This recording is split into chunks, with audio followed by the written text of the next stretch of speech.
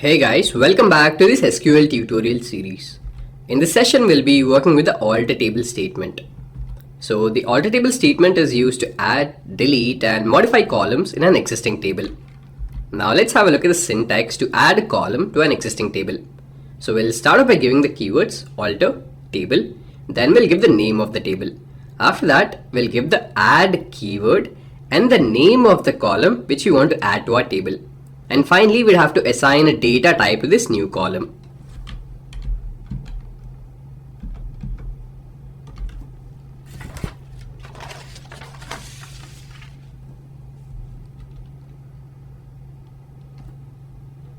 So to our existing employee table, I'll add a new column, date of birth, using the alter table statement. So let me start with the syntax, alter table. Then I'll give the name of the table, which would be employee. After that,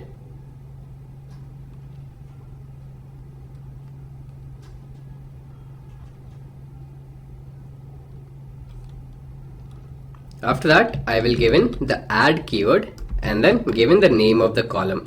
So I'll name the new column to be EDOB, which would stand for employee date of birth, and then I'll finally give the data type of this new column. So the data type would be date. So I'll put a semicolon, I'll hit execute.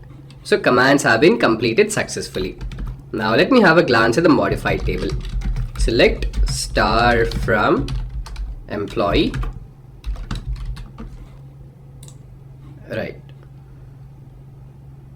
Right. So we see that this new column, employee date of birth, has been added.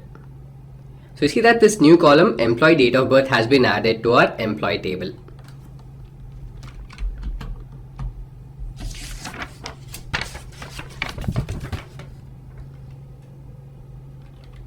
Now let's see how can we drop a column from a table.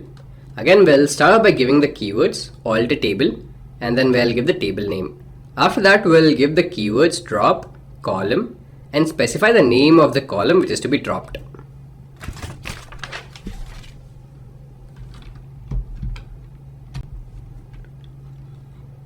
So I want to drop this new column which I have just added to this employee table.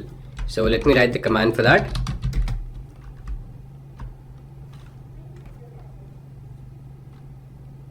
So I want to drop this new column EDOB which I have just added to this employee table. So let me write the command for that. Alter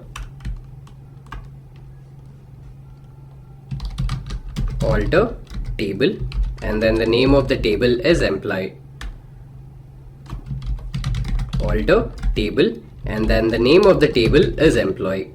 After that, I will give in the keywords drop column, and I want to drop the EDOB column from this employee database. I'll put a semicolon, hit execute. So again, the commands have been successfully executed. Now let me have a glance at the modified table. Select star from employee, I'll put a semicolon, execute. So again, the new column which we had just added has been dropped.